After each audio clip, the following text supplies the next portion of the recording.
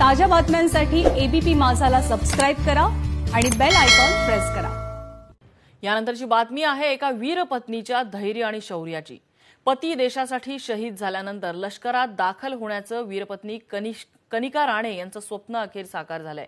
चेन्नईमध्ये खडतर प्रशिक्षण पूर्ण केल्यानंतर कनिका राणे आता लष्करात लेफ्टनंट पदी रुजू झालेल्या आहेत। चेन्नईच्या अधिकारी प्रशिक्षण अकादमीमध्ये 9 महिन्यांचं खडतर प्रशिक्षण घेतल्यानंतर काल त्यांनी लेफ्टनंट पदाचे 2 स्टार्स खांद्यावर चढवले।